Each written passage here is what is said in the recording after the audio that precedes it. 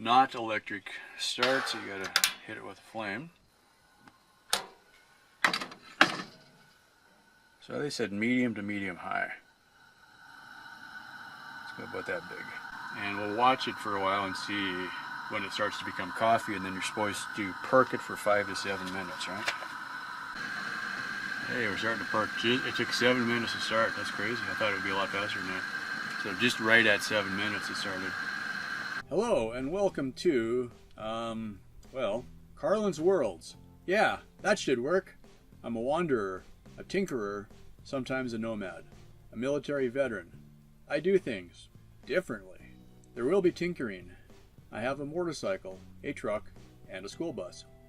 I live off-grid, so there will be some solar, batteries, inverters, and maybe even some wind. It blows. And that's all I can fit into about 30 seconds. Oh, and please, if you like any of this, it would be really awesome if you could subscribe and click that notify bell. Drop a comment if you have any questions or ideas. Share, like, comment, subscribe, notify. Oh, and Patreon if you're really an awesome kind of person. Cool. On with the show already. Alright, so this is the 8-cup Yosemity stovetop coffee percolator from Faberware. Got this on Amazon, guaranteed for life. So that's what the box looks like. Get that out of the way. And this is what it actually looks like. It's beautiful. It's nice and shiny and stuff. Instructions. And somewhere off camera is the actual part that makes it work. Like so. And then, this was on the recommended, and I've got a screen filter for my other Mr. Coffee maker. So I figured that was a good idea, so I got that also. So, when I'm off, I live off grid, and I've got solar and batteries and generator. And quite often, I've got enough power that I can make coffee with this guy, right there, right? So it's a 4-cup Mr. Coffee maker, and that's plenty. That actually works really well. But I've also got a little propane stove in here, all right? Propane is incredibly cheap and efficient for heating things up. This one uses a 1-pound canister. I also have 15-pound propane tanks from one of those tank exchange companies. So you buy the tank first, it's about $45, and then when you take it back for a refill, you just exchange it for one that's already full, and they charge you about like $15. So that's really cheap. But on the little 1-pound canisters, I can run my stove literally for a whole month on 1 pound, because I just heat up, you know, sometimes in the morning I warm up yesterday's coffee, or I heat up some water for oatmeal, or I scramble some eggs. So I don't use a lot of propane on the stove, and it's really cheap. I mean, I can buy those canisters for $3. So if you use $3 worth of propane in a month, that's not so bad, right? And if I feel like I'm using too much, I've got the adapter kit. I can run this stove off of my big tank, and then it gets even cheaper. It's just that I didn't want to have the big tank in my way all the time, so I just leave the little tank on there, and we're good. So what I'm going to do for today, I just wanted to test this thing out because I'm out of coffee anyway, so it's a good time to test it. And make a pot, see if I like it, see how long it takes. Okay. So I've got water filtered in my Brita. I usually just do that. And for the sake of, you know, science or whatever, so I'm going to measure it in a measuring cup first. I usually make 4 cups, so let's just do that. I'm going to make 4 cups. There we go.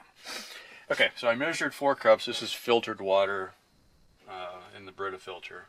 Just gets out some of the grodies. Looks like I got a few in there still. Okay, so we'll just dump it in there.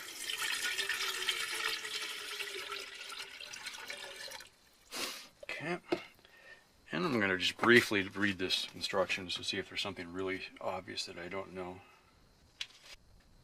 Do not use burner larger than the diameter of the base of the percolator. That sounds like a good idea. Ensure that the percolator is at least half full of clean water before placing on stovetop. Avoid overfilling. So I put 4 cups in, and this is rated at 8. So we did good there. Avoid overfilling. The maximum water level should be below the spout of the percolator. That makes sense, or it would run out, right? Never allow the percolator to boil dry. An unattended empty percolator on a hot stove can get extremely hot, which can cause personal injury, blah blah blah. Ensure the lid is securely seated on top of the percolator. Percolator should only be heated on medium to medium high heat. Okay, so no, don't turn it up to 11. Brewing instructions, here we go. 3 pages in, right? Remove the cap, spread, or basket pump tube. Fill with cold, clean water. This is an interesting tip. Wet the coffee basket. This helps keep small particles of coffee from sifting through. Place basket on pump tube. Add appropriate amount of coffee, regular or percolator grind to basket. Since I'm using the filter, that doesn't really apply. Following chart. 5-ounce cups. How many level teaspoons? Okay. I'm going to use the same scoop that I've been using on my Mr. Coffee, which came out to about 1 teaspoon per cup. And I'm just going to kind of go with that and see how it tastes. When water heats up and comes to a boil, water will pump out of the pumping tube and become visible in the lid knob. Once water is boiling, adjust the heat to low to medium. It is important to lower the heat to ensure boil over do not occur. Allow water to boil approximately 5 to 7 minutes to percolate through the coffee grounds. Once brewing cycle is complete, remove percolator from heat and coffee is ready to serve. For best flavor, remove pump tube, basket, and spreader after brewing is complete. Remove parts carefully. Percolator will be hot. After brewing, serving suggestion. After brewing, remove from heat and pour coffee into a thermal serving carafe to keep warm. Yeah, you can just, put it right on the heat and reheat it, but don't boil it because it'll keep percolating. And then, your coffee gets stronger and stronger, kind of like. Okay, so this thing comes apart, and yeah, it's got kind of ridges, so this would snap into there. So what I'm going to do, see if this basket fits. Yeah, it fits nice in there. Oops, where are we at? So I got the basket, I put the coffee in, and then I'll drop it into that. This is Folgers Black Silk or something like that. And as far as the size of the scoop I'm using, I just had measured this one time. I used it, I had been putting four of my plastic spoons, basically, into the Mr. Coffee, and that's how I measured it. And then one day I found this scoop, I'm like, okay, that looks about the right size, so that's about how much I'm going to put in. I don't remember the measurement, doesn't really matter. You always adjust to taste anyway, so let's see if we can just dump this guy in there.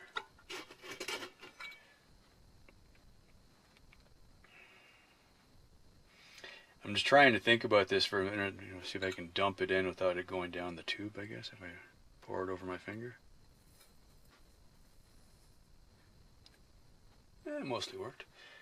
I'm just kind of curious how well this filter is going to work. I'm going to kind of shake it a little bit to distribute it, and then this has got a snap on. And there is a spring on the bottom of that tube. This doesn't snap onto the basket. This snaps onto the percolator.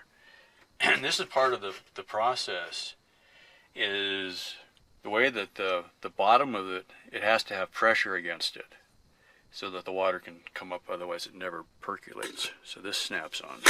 There we go. Now we're getting somewhere. About it as a flat funnel with a long tube. When the water boils in the bottom, it pushes it up through the tube, hits the spreader, filters it way back down through the coffee, and then it keeps recirculating until it becomes coffee, right? So we're all set and ready to go. This is your basic Walmart camp stove, not electric start, so you gotta hit it with a flame. So they said medium to medium high. It's about that big. And I'm 15 minutes into the clip now, so I'm just gonna let it go, and we'll watch it for a while and see when it starts to become coffee, and then you're supposed to perk it for 5 to 7 minutes, right? 5 to 7 minutes. So we'll just kind of watch and see how this goes. For those days where you don't have enough solar power to run the electric, this would be a great addition. And I kind of go both ways on this, because if I do have enough solar power, that's renewable. So if I can make a pot of coffee and then put it in my thermos at night when I get home from work, I've got a hot coffee ready to go in the morning. I think I'll probably do that more often. But this would be great if it was a cloudy day and I just don't have enough power to do it, and instead of starting the generator just to make a pot of coffee, I'll burn a little bit of propane and go this way.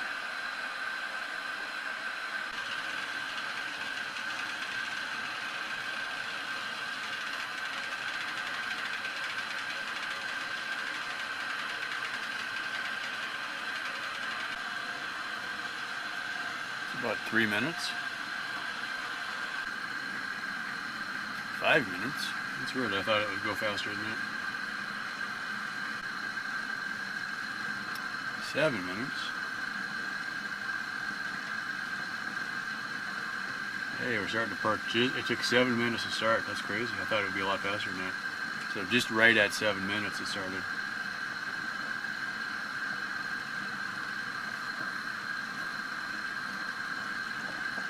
I think my electric one is faster.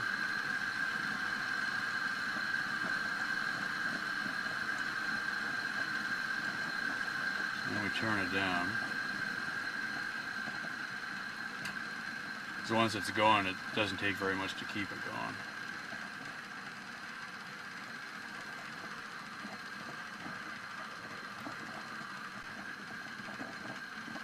And I'm kind of watching this spout just to make sure I don't boil over.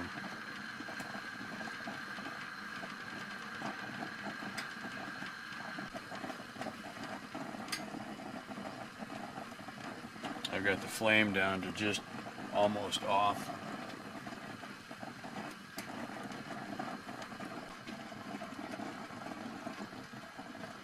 The handle's staying cool, that's a good sign.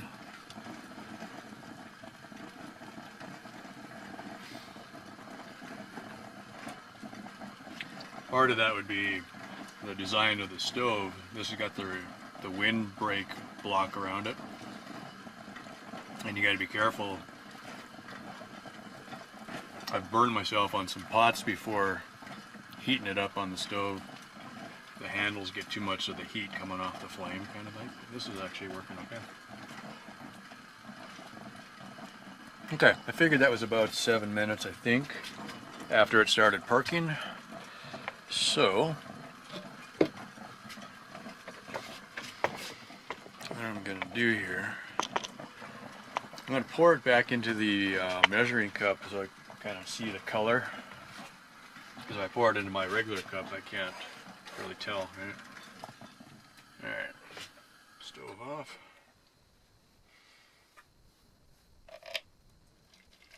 That looks like coffee. Cool. Obviously it'll be hot. Oh, I've got coffee in that cup already. Don't want to mix it, so let's get a clean cup for a change. Clean is relative, I guess.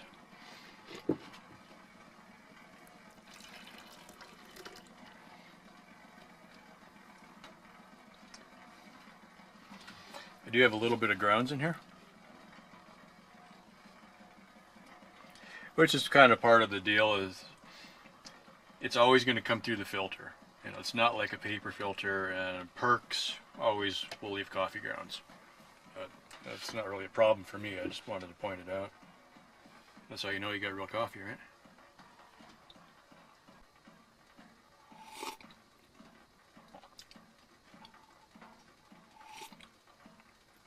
That's really good.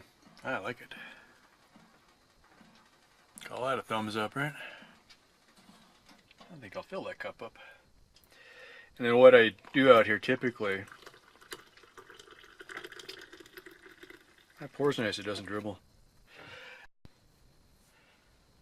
I was just about to say, just before it ended, when I brew coffee, I'll just put the rest in my thermos. And that way I don't have to waste energy reheating it. Is that going to show? Yep, that's showing. All right.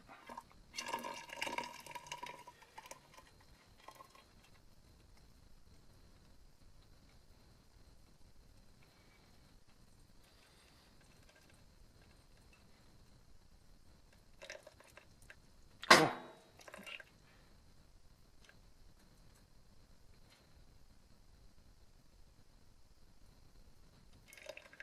Must be a little bit holding.